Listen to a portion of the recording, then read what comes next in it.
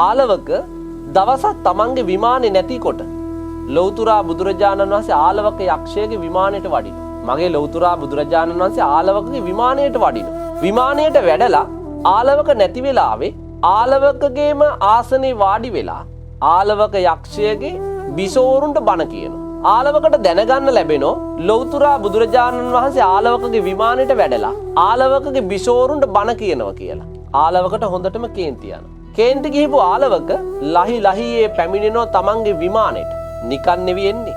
අද මම ශ්‍රමණ බවත් ගෞතමයෝ පරසක්වල ගහනවා කියලා. හොඳටම කේන්ති ගිහිල්ලා ඉන්නේ දත් කූරු කාගෙන එන්නේ. ඒ ආපු ආලවක දකිනවා මම නැති වෙලාවේ මගේ ගෘහයට බුදුහාමුදුරුව වැඩලා මගේම බිසෝවරුන්ට මගේම පුටුවේ වාඩි වෙලා බණ කියනවා. හොඳටම කේන්ති ගියා. විමානයට ගොඩ වුණු ගමන් ආලවක කියනවා ශ්‍රමණ බවත් ගෞතම වහාම නික්ම යනු.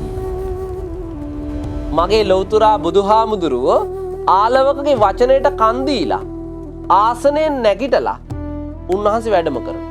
ආලවකට සතුටුයි. මොකද්ද සතුට?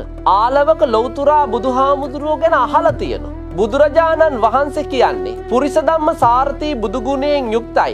නොදැමුණු පුරුෂයන් দমনය කරන කෙනෙක්. උන්වහන්සේ ඕනෑම කෙනෙකු দমনය කරලා ඕනම දාමරික සැඩපරුස කෙනෙක් দমনය කරන කෙනෙක් තමයි ලෞතුරා බුදුහාමුදුරුව. හැබැයි එවැනි කෙනෙක් මගේ වචනයට බයි නැකිටලා ගියා. සතුටු නැද්ද? ආලවක කල්පනා කරනවා ඇත්තටම බුදුහාමුදුරුව නැකිටලා ගියේ මට බයේද? මට බයේ නම් ගියේ අඬ ගැහුවම අයිත් ඇවිල්ලා වාඩි වෙන්නත්. නැවත ආලවක කියනවා මගේ බුදුහාමුදුරුවන්ට පවිස සමනාති බෝගෝතම.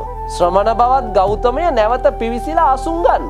මගේ බුදුහාමුදුරුව ආලවකගේ වචනට නැවත කන් දීලා ආලවකගේ ආලවක මන්දිරයට ඇවිල්ලා නැවත අසුන් ගත්තා. ආලවකට තව සතුටුයි. ආලවක නැවත මගේ බුදුහාමුදුරන්ට කියනවා නික්කම සමනාති බෝගෝතම.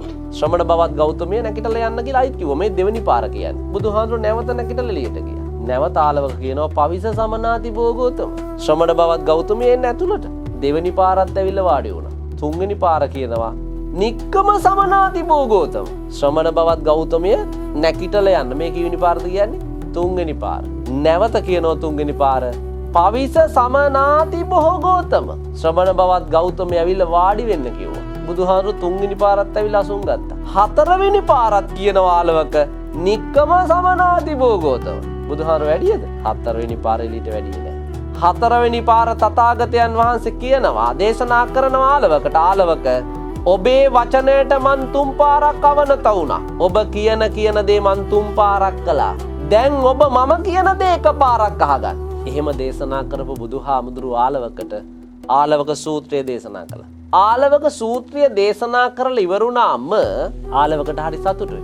ආලවකගේ සතුට කොච්චරද කියනවනම් පින්වතුනි බුදුහාමුදුරන්ට ආලවක කියනවා භාග්‍යවතුන් වහන්සේ ඔබ වහන්සේගේ ධර්මයේ හරියට ආලෝකයක් නැතුව අන්ධකාරයේ අතගා ගිහිපු මිනිහෙකුට ආලෝකයක් සැපෙවුවා වගේ මම්මුලා වෙලා හිටපු කෙනෙකුට පාර පෙන්නුවා වගේ. ඒ විතරද? උක්කුජ්ජිතං වා නික්කුජ්ජෙය්‍ය. යම් දෙයක් මුණින් අතට හරවල තිබුණු දෙයක් උඩුකුරු කරලා පෙන්නුවා වගේ. කවුද මේ උපමාවලින් මේ ධර්මයේ වටිනකම කියන්නේ? ආලවක යක්ෂේ. මුලින් කොහොමද හිතන් හිටියේ? බුදුරජාණන් වහන්සේ පරසක්වල ගහන්න ඕන කියලා ආපු මිනිස්සයා.